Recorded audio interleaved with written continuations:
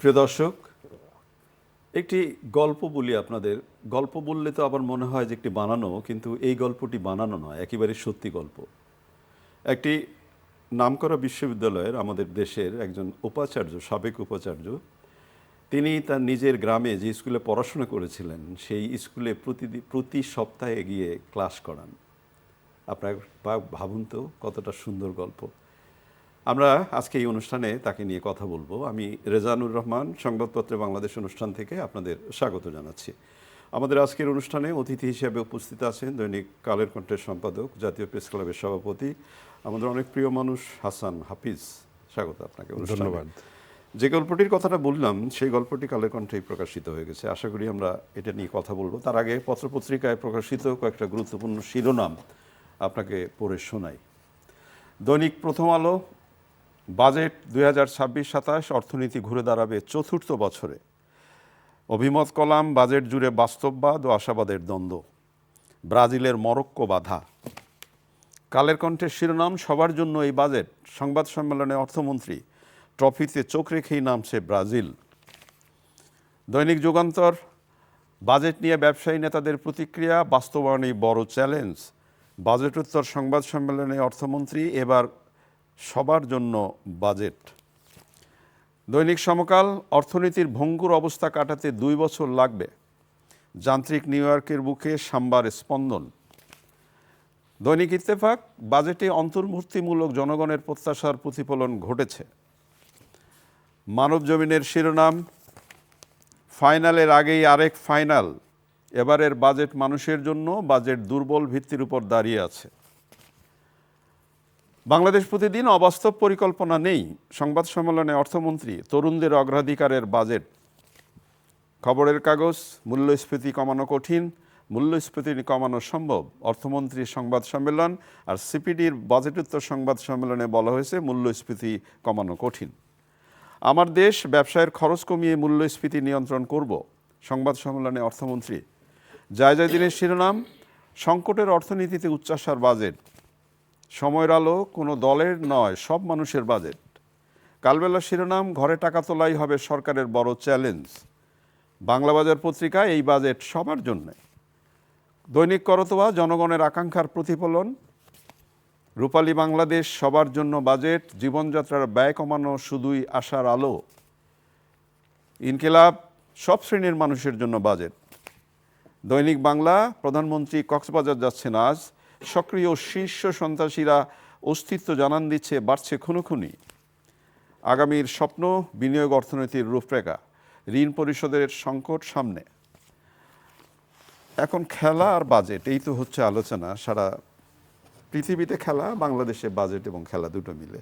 তো একটু বাজেট নিয়ে কথা বলি। আজকে নানা ধরনের মন্তব্য আছে, যেমন সংবাদ সম্মেলনে আপনাদের পত্রিকা এবং প্রথম আলোর শিরোনাম একই রকম প্রায়। এবার সবার বাজেট, প্রথম আলো, আপনাদের পত্রিকা সবার জন্য এই বাজেট। এবং ভিত্তি বাস্তবসম্মত নয়, সিপিডি বলছে। এবং ঋণ নির্ভর উচ্চভিলাষী লুটপাটের বাজেট, জামায়াত বলছে।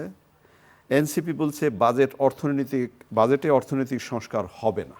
কি মনে হয় আপনার? বাজেট এমনই একটা জিনিস যে আপনি যাকেই দেন এই সমালোচনা এটার হবেই। এবং তাও তো একটা না, তাও তো আপনার এবং সাংবাদিকতার আমার থেকে তো বেশি। তো একসময় তো হতো যে বাজেট প্রকাশ হওয়ার বা বলার উত্থাপন করার সাথে সাথেই বিরোধী দলের কর্মসূচি থাকতো, গরিব মারার বাজেট। গরিব মারার। সেটা হবেই। তো তার মধ্যে অনেকখানি বাস্তবসম্মত বাজেট হয়েছে, আশা করা যায়। আমরা আশাবাদী হতে পারি। এবং যেখানে হয়তো ভুল ত্রুটি কিছু থাকবে সেখানে আলোচনা হবে। নির্বাচিত জনপ্রতিনিধিরা তাদের আশা আকাঙ্ক্ষা, মানুষের স্বপ্ন আকাঙ্ক্ষা প্রত্যাশার কথা বলবেন।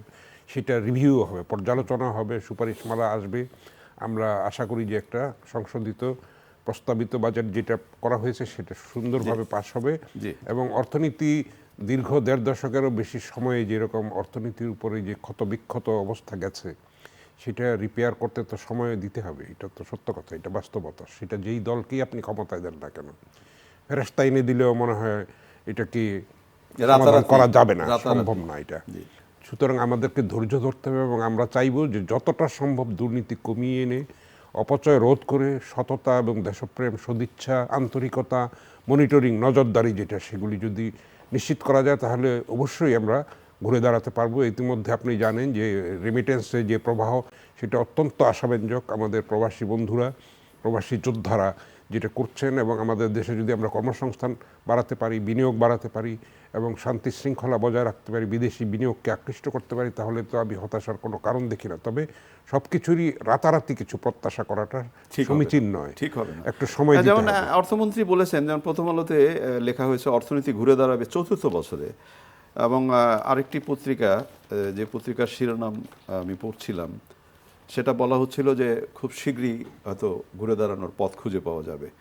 কিন্তু একটা ব্যাপার কি আপনার সাথে আলোচনা করতে, এই যে বিশেষ সঞ্চয়পত্র মধ্যবিত্তের কিন্তু একেবারে খুব মধ্যবিত্তের উপরে এই জায়গা থেকে এইটা একটা খড়গের মতো এসছে, কারণ তাদের আশা ভরসা এইটাই, কিন্তু এটার উপরে নির্ভর করেই অনেকের সংসারটা চলে, তাদের আর অন্য কিছু নাই, জীবনের শেষ সম্বল সেটা। এটা আশা করি এখানে প্রত্যেক বছরই এটা আমরা দেখি, পরে আবার রিভিউ হয়, তখন এটার রক্ষা পায়। এটা কেন প্রত্যেকবার কেন মানে এর উপরে তার আঘাত উপরে করা কেন হয় এটা আমি খড়গ? বুঝতে পারি না। জি। তো মধ্যবিত্তের সংখ্যা তো খুব বেশিও না, আর এই যে তারা যে ইন্টারেস্টটা পায় সেটা খুব বেশিও না। আগে অনেক বেশি ছিল, এটা কমিয়ে আনা হয়েছে দিন দিন, তারপরে এটার উপরে ট্যাক্স বসানো হচ্ছে এবার। এটা আশা করি রিভিউ হবে এবং এটা থেকে মধ্যবিত্ত রেহাই পাবেন, সঞ্চয়পত্র এই খড়গের হাত থেকে রক্ষা পাবে বলে আশা করি। আমরা নিজেরাই আশা করি। একটা বিষয় হয় না যে উচ্চবিত্ত তো আছে এক জায়গায়, নিম্ন মধ্যবিত্ত আছে এক জায়গায়, কিন্তু মাঝখানে চ্যাপটা হয় মধ্যবিত্ত, না পারে উপরে যেতে, না পারে নিচে যেতে। তো তার জন্য আমার মনে হয় যে একটা মানে সময় উপযোগী সিদ্ধান্ত থাকাটা খুবই জরুরি দরকার। একটা বিষয় আপনার সাথে আলোচনা করতে চাই। ভারতের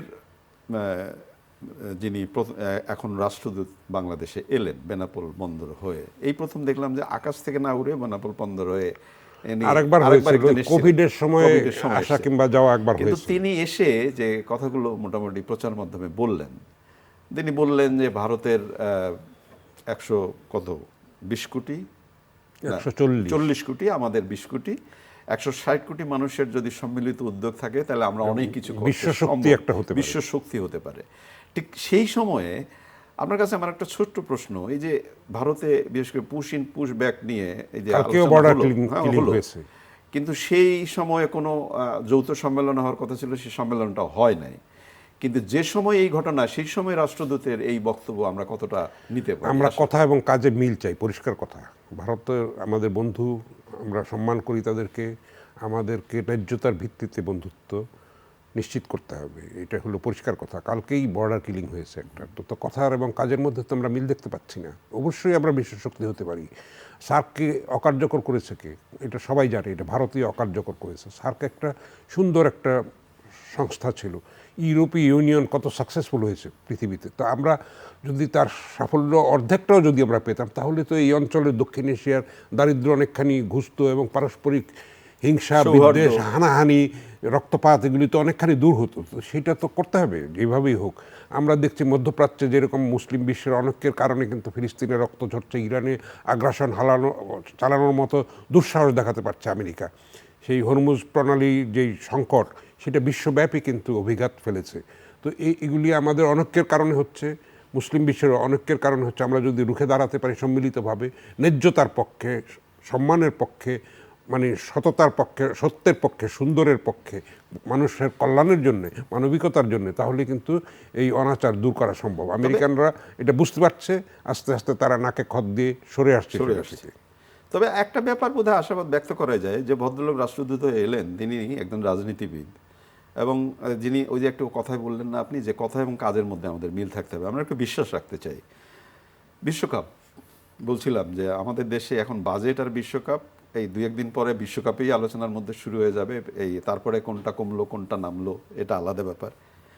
ব্রাজিলের খেলা শুরু হচ্ছে কালকে ভোর 4টায় এবং মরক্কোর সাথে। তো এখন তো ওই যে বাংলাদেশে ব্রাজিল আর আর্জেন্টিনা ছাড়া দুই ভাগে, তো সেই খেলা আপনাদের পত্রিকায় একজন কমেন্ট করেছে কালের কণ্ঠে, আমাদের ফুটবলার একজন, যদি ব্রাজিল যদি প্রথমে গোল না দিতে পারে তাহলে তার খবর আছে। কি মনে? আবার ক্রীড়া প্রতিমন্ত্রী কিন্তু বলেছেন যে আমরা চাই যে ব্রাজিল এবং আর্জেন্টিনার মধ্যে ফাইনাল হোক, তাহলে আমাদের উত্তেজনা, আমেজ আমরা ধরে রাখবো। এটা কিন্তু আর্জেন্টাইন যে গোলকিপার মার্তিনেজ সেও বলেছে যে এরকম, সেও ভবিষ্যৎবাণী করেছে যে আর্জেন্টিনা ব্রাজিলের ফাইনাল হবে এবং সেটা টাই ব্রেকারে করাবে এবং আর্জেন্টিনা তাতে জয়লাভ করবে। আবার এক ইকোনমিস্ট, আগে তো অক্টোপাস করতো, আগের বিশ্বকাপে আমরা দেখেছি যে ভবিষ্যৎবাণী করতো এবং সেটা মিলেও যেত। সেই অক্টোপাস পল তার নাম ছিল, সে মারা গেছে। তো এখন অন্যান্যভাবে কিন্তু হাতিকে দিয়ে বলানো হচ্ছে, নানানভাবে এআইকে দিয়ে বলা হচ্ছে যে কি হবে। এক অর্থনীতিবিদও কমেন্ট করেছেন নেদারল্যান্ডস জিতবে। নেদারল্যান্ডস অবশ্য দাবিদার ফুটবলের মানে ক্ষেত্রে, কিন্তু ইউরোপিয়ান ফুটবলে নেদারল্যান্ডস অনেক। আমরা চাইবো যে একটা নতুন শক্তি যদি আসে সেটা ভালো হবে। সবসময় কেন ব্রাজিল এবং আর্জেন্টিনা এবং ইতালির মতো একটা 4 বার বিশ্বকাপ জয়ী দল কিন্তু এইবার নাই, মানে তারা কোয়ালিফাই করতে পারেনি। সেটা কিন্তু একটা ছন্দটাও নষ্ট করেছে। আসলে 48টা দেশ এসছে, অনেকে নতুন এসছে, ভালো কথা। পৃথিবীর greatest show on the earth বলা হয় এটাকে, অলিম্পিকের থেকেও এটা বড় আসর। 3টা দেশে এবার হচ্ছে, 48টা দেশ এবং 3টা দেশে 3 ভাবে উদযাপন হচ্ছে, একটার পর একটা, যার যার সংস্কৃতি নিয়ে, বিশ্ব সংস্কৃতি। কিন্তু তার মধ্যে আমরা দেখতে পাচ্ছি যে বৈষম্য আছে এবং হানাহানি আছে। মানে ইরাকি ফুটবলারদেরকে যেতে বাধা দেওয়া হচ্ছে, ফিলিস্তিনিদের উপরে অবিচার করা হচ্ছে। এটা আমরা কোনোভাবেই কাম্য না। আমরা চাই যে ঐক্যের কথা, শান্তির কথা বলা হচ্ছে, সৌভ্রাতৃত্ব, এটা মিলে না। তো এটা খেলার সঙ্গে তো রাজনীতিকে মেলানো কোনোভাবেই ঠিক নয়। খেলা হচ্ছে খেলা, এটা হচ্ছে নির্মল একটা আনন্দের বিষয়। এখানে মানুষের মধ্যে মানবিকতা থাকবে, সৌভ্রাতৃত্ব থাকবে, মৈত্রী থাকবে, মমতা থাকবে, মানবিকতা থাকবে, সত্য এবং সুন্দর থাকবে। সেটা হলো মানুষের সুকুমার বৃত্তিকে এটা বিকশিত করবে। সেখানে কেন ক্ষুদ্র রাজনীতি, সংকীর্ণতা কেন থাকবে? এটা দুঃখজনক। প্রিয় দর্শক, বিশ্বকাপ ফুটবল উপলক্ষে আমাদের আইস্ক্রিন চ্যানেলের ওটিটি প্ল্যাটফর্ম আইস্ক্রিনে খেলাটা দেখা যাচ্ছে এবং একই সাথে রেডিও ভূমিতেও আপনি খেলা শুনতে পারবেন। আশা করছি আপনারা রেডিও ভূমি এবং আইস্ক্রিনের সঙ্গেই থাকবেন। আমি বলছিলাম আপনাকে প্রথম দিকে শুরুতেই যে একজন উপাচার্যের কথা, মানে এই রিপোর্টটি গুরুত্বপূর্ণ আলোচনা হওয়া এই জন্য জরুরি দরকার যে একজন সাবেক উপাচার্য, তিনি নানাভাবেই, ওনার নাম অধ্যাপক ডক্টর এম.এ. সত্তার মণ্ডল, খুবই জনপ্রিয় একজন কৃষি বিশ্ববিদ্যালয়, বাংলাদেশ কৃষি বিশ্ববিদ্যালয়। এবং তিনি এই কাজটি তার যে স্কুলে উনি পড়াশোনা করেছেন সেই স্কুলে না গিলেও পারতেন, কিন্তু এই যে উনি প্রতি সপ্তাহে প্রায় স্কুলে যে শিক্ষার্থীদের সাথে পড়াচ্ছেন, এবং আজকে এখানে ছবিও আছে, সাবেক উপাচার্য পড়াচ্ছেন গ্রামের স্কুল, একটা বিস্ময়কর ব্যাপার এবং খুবই আনন্দের। চমৎকার সুন্দর দৃষ্টান্ত। আসলে উনি ঋণও শোধ করছেন। জ্ঞান এবং বিদ্যাকে বলা হয় যে যতই করিবে দান তত যাবে বেড়ে। আসলে আমরা যদি এরকম দৃষ্টান্ত স্থাপন করতে, আরও তো উপাচার্য আছেন, আরও আমরা যদি শেখরের কাছে যাই তাহলে দেশটা বদলাতে পারে। দেশের যে স্কুলগুলোতে যে সাবেক ছাত্র আলোকিত হয়েছেন, নাম করেছেন, তিনি যদি তার স্কুলে যে শুধু নিয়মিত ক্লাস না, তিনি যদি ভিজিট করতেও যান এবং তাকে যদি ছাত্রছাত্রীদের অনুপ্রাণিত হয়, ইনি কিন্তু তোমাদের স্কুলে পড়াশোনা করেছেন, তাহলে আপনি চিন্তা করেন। আইকন, একটা আইডল আমরা আমাদের হাতে কিন্তু নাই, আমাদের সামনে কিন্তু সেরকম ভাবে নাই।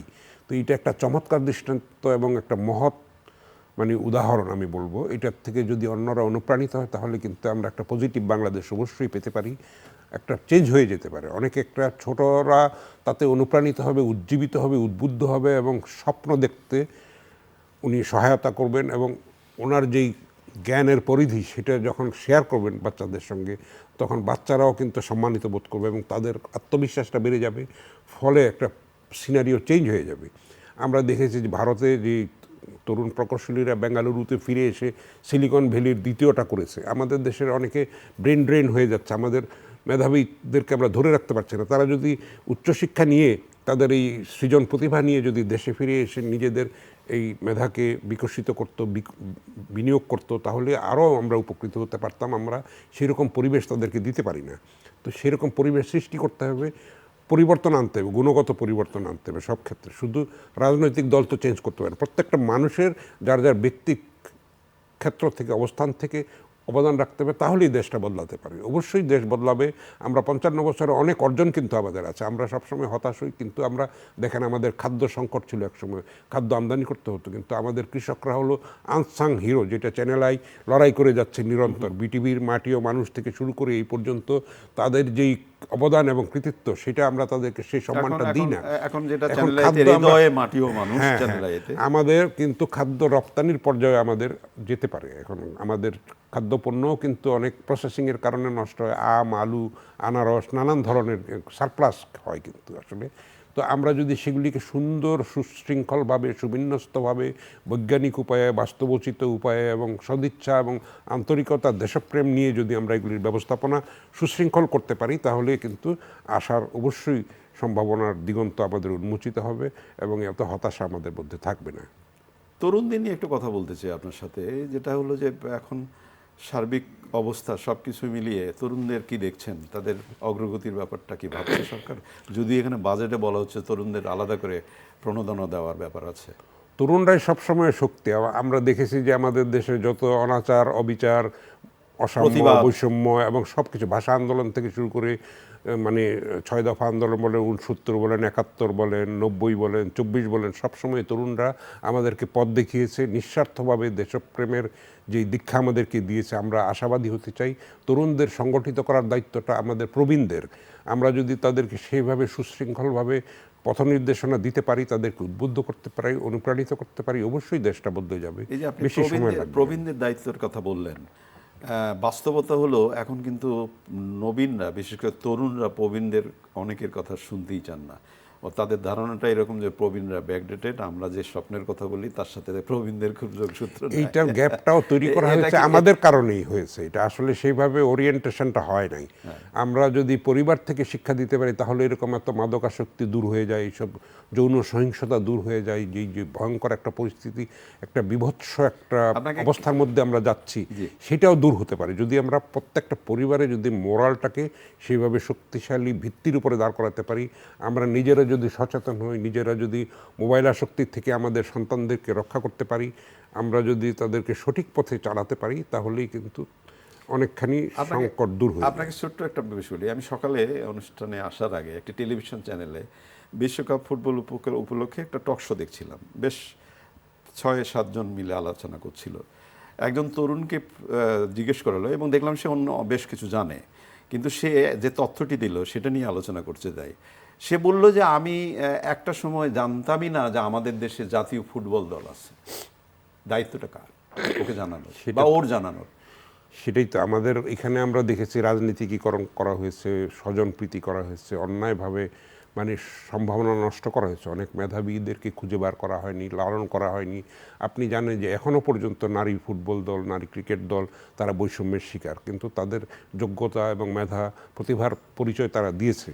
তো আমাদের সম্মানিত প্রধানমন্ত্রী তারেক রহমান কিন্তু ঋতুপর্ণা চাকমার যে দারিদ্র্যের তার পাশে দাঁড়িয়েছেন, হ্যাঁ, অনুদান দিয়েছেন। আমরা আশা করি যে সেই কলসুন্দরের মেয়েরা কিন্তু বদলে দিয়েছে আমাদের নারী ফুটবলের ইতিহাস। তো আমরা তাদেরকে আরও এগিয়ে নিয়ে যেতে চাই। আমরা সত্যিকারের অর্থে বৈষম্য দূর করতে চাই, তাহলেই কিন্তু সম্মিলিতভাবে আমরা এগিয়ে যেতে পারবো। অনেক অনেক ধন্যবাদ আপনাকে। প্রিয় দর্শক, আমরা যে বিষয়গুলো নিয়ে কথা বললাম আপনারা শুনলেন। একজন সাবেক উপাচার্যের কথা উঠলো। এই যে পূজনীয় পরম শ্রদ্ধার এই মানুষটি, তিনি তার স্কুলে না গেলেও পারতেন, কিন্তু তিনি যে দায়িত্বটা নিয়েছেন, আমরা আশা করি প্রত্যেকটি স্কুলে একজন ভালো ছাত্র, সমাজের বিভিন্ন জায়গায় তিনি নাম করেছেন এবং তিনি নেতৃত্ব দিচ্ছেন। সেই ভদ্রলোক বা সেই মহামানব, সেই মানুষটি যদি তার স্কুলে বা কলেজে গিয়ে একবার দেখা করে আসেন ছাত্রছাত্রীদের সঙ্গে, তাহলে ভাবুন তো পরিবেশটা কোথায় গিয়ে দাঁড়াবে, পরিস্থিতিটা কোথায় গিয়ে দাঁড়াবে। এই সম্মানিত উপাচার্যের দৃষ্টান্ত আসুন আমরা অনুসরণ করি। ভালো থাকবেন। খোদা হাফেজ।